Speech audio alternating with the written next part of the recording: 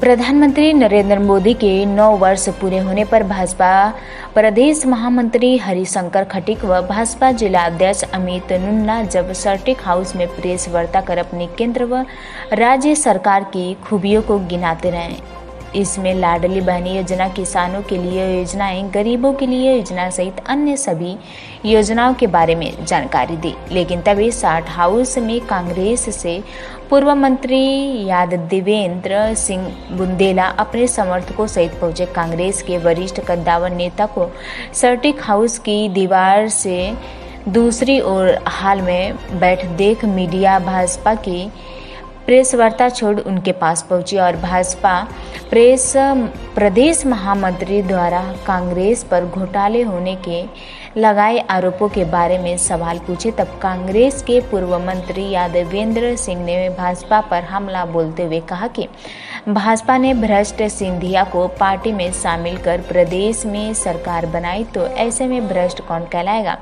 पूर्व मंत्री यादवेंद्र सिंह ने ताज़ा मामला याद दिलाते हुए कहा कि भाजपा सरकार में ओरछा का बोतवा जमीन नदी पर पुल बनाया गया, जिसमें पहली बारिश में ही दरारें आ गई। ऐसे में भ्रष्ट या घोटाला कौन है।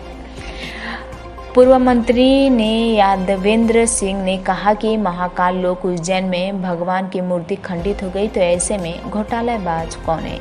ये सभी घोटालों को तो भाजपा सरकार में अभी तो ताजे हैं, जिसमें भाजपा के घोटालेबाज होकर कांग्रेस पर झूठे आरोप लगा रहे हैं, जबकि कमलनाथ के नेतृत्व में प्रदेश में कांग्रेस पूरे बहुमत से आगामी सरकार बनाने जा रही है। केंद्र सरकार के 9 साल की जो उपलब्धि गिनाई है, लेकिन आपने नहीं देखा गया कि यहाँ पर सबसे ज़्यादा बेरोजगारी है, महंगाई है, लोग महंगाई और बेरोजगारी से रो रहे हैं और आप यहाँ पर 9 साल का ढिढोरा पीते रहे कि सरकार ने इतना किया लोगों के लिए, और जबकि जनता है बहुत परेशान है। बताएं। देखिए, हम आपको जो बार बार बात आ रही है, और यहाँ पे वो बैठे थे, क्या बोलते हैं, मिश्रा जी, वो एक प्रश्न कर रहे थे। मिश्रा जी ने बहुत अच्छा प्रश्न भी किया था, बेरोजगारी वाली बात।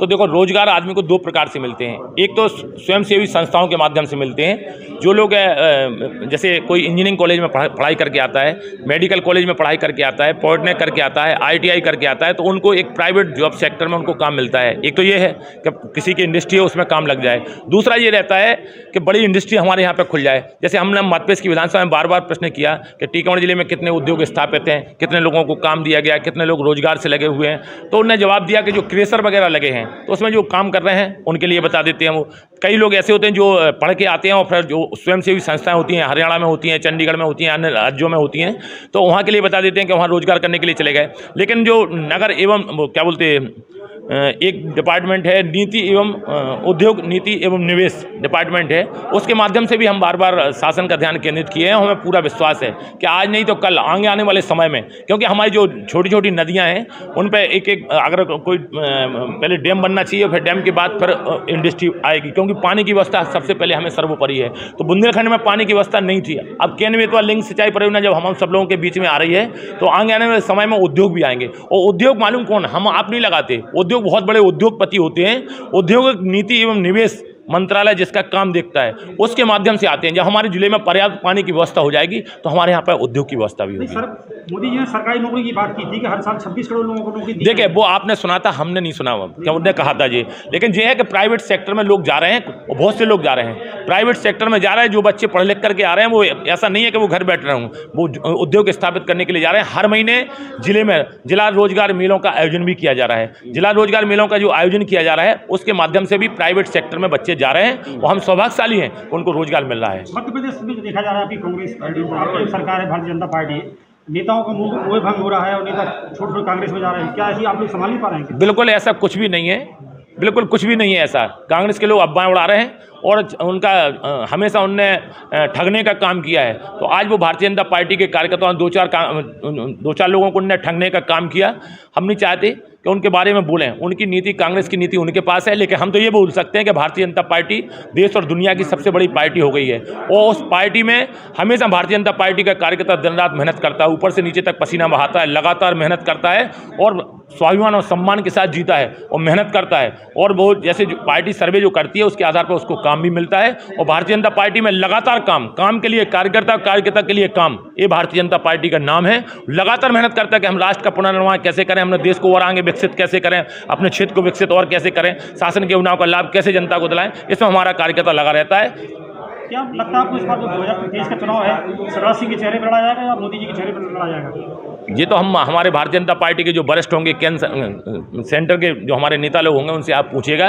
वैसे तो भारतीय जनता पार्टी में मुख्यमंत्री शिवराज सिंह चौहान बहुत अच्छा काम कर रहे हैं, और कई हमारे भारतीय जनता पार्टी के लोग, संगठन के लोग भी बहुत अच्छा काम कर रहे हैं, जो संगठन विस्तार के रूप में काम कर रहे हैं। मुख्यमंत्री शिवराज सिंह चौहान जी प्रदेश में विकास का काम कर रहे हैं, जनता की योजनाओं को लाभ दिलाने का काम कर रहे हैं। भ्रष्टाचार हो रहा है, उसके बारे में क्या कहेंगे? कहाँ पे नल जल योजना में जो आपने बात रखी है, नल जल योजना में जो आपने बात रखी है कि कहीं पाइपलाइन है वो ऊपर ही रख दी जाती है, ज़्यादा नीचे नहीं पहुंच पा रही है। कई जगह ऐसा हो रहा है कि जो सीमेंट कंक्रीट का रोड खोद दिया जाता है तो उसमें सीमेंट कंक्रीट नहीं होता है। इसके लिए आपने ध्यान केंद्रित किया है। हम सब लोग भी समय समय पर जो कार्यपालक यंत्री उनको बोलते भी हैं, जो एसडीओ हैं उनको भी बोलते हैं, जो उपयंत्री हैं उनको भी बोलते हैं। अगर नहीं सुनते तो कलेक्टर महोदय से भी हम लोग अनुरोध करते हैं और उनके माध्यम से ठेकेदारों से काम कराने का काम करते हैं कि जो आपने पाइपलाइन खुद के डाली है तो उसको पूरा किया जाए। सर्वे में देखा गया कि आपकी 50 सीटों पर जो सर्वे हुआ है देखा गया कि भारतीय जनता पार्टी 50 सीटों पर समर्थी दिखाई दे रही है। हम आपको बता रहे हैं भारतीय जनता पार्टी में मतपेश की धरती पर कमल खिलेगा और आपकी बार 200 पार होगा। दादा, एक वीडियो आया है भारतीय जनता पार्टी का हरि यादव कार्यकर्ता वहाँ गांव में पठा चटुआ एरिया में किसानों पर जबरन दबाव डाल के गाली गलौज कर रहा है, कर्मचारी अधिकारियों को गाली दे रहा है, ट्रैक्टर में खुलेआम आग लगाने का वीडियो है। क्या मानेंगे आप इसको? ये किसका उसके ऊपर हाथ है या क्या, किन कारणों से ये होता है? देखो, सबको मालूम है हरि यादव विधायक जी का संरक्षण प्राप्त जो है गुंडा है। उस पूरे इलाके में अवैध उत्खनन, अवैध खेतों पर कब्जा, ज़मीनों के ऊपर, उसके ऊपर कई मामले हैं और पूरा प्रशासन उसके ऊपर मेहरबान है, इसलिए उसके ऊपर कोई कार्रवाई नहीं कर रहा है। दूसरी बात यह है कि आप सबको मालूम है कि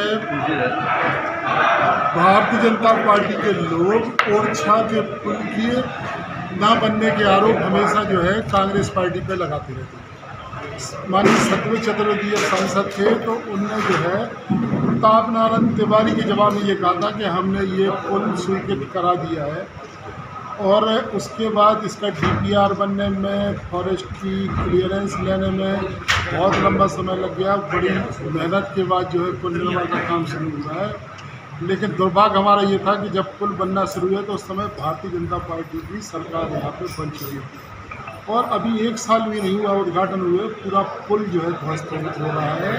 जैसी महाकाल लोक की दुर्गति हुई है उसी तरीके से ओरछा के पुलों की जो है दुर्गति होने वाली है। आप सब लोगों ने जो मीडिया ने जो दिखाया है कि उनमें दरारें आ गई हैं, पुल जो है बहुत खतरे के उस पर है, गाड़ियों के आवागमन के ऊपर जो है आंशिक प्रतिबंध लगाया गया है कि कम स्पीड से जाओ, धीरे जाओ, ऐसे जाओ, कैसे जाओ, दुनिया भर के। तो इसका सीधा उदाहरण ये है कि यहाँ के जो प्रभारी मंत्री थे अभी तक, वो जो है पूरे मध्य प्रदेश में भ्रष्टाचारी के रूप में जाने जाते हैं। उनके देखरेख में ये काम हुआ है और इसमें भारी भ्रष्टाचार, जहाँ एक तरफ एक महाकाल लोक में भी यही हुआ।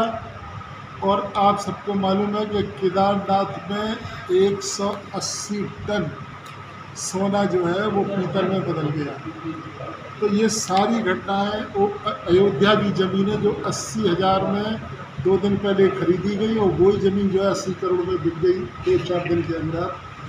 ये जहाँ इन्होंने धर्म का नाम लिया, धर्म के नाम पर ये भ्रष्टाचार कर रहे हैं, और भ्रष्टाचार को इन लोगों ने पूरे देश में धर्म के नाम पर बढ़ावा दिया हुआ है।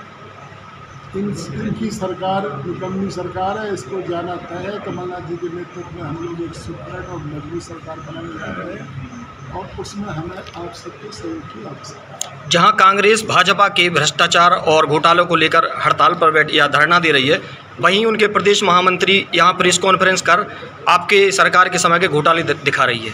क्या सच्चाई है दादा? एक भी घोटाला बता दें।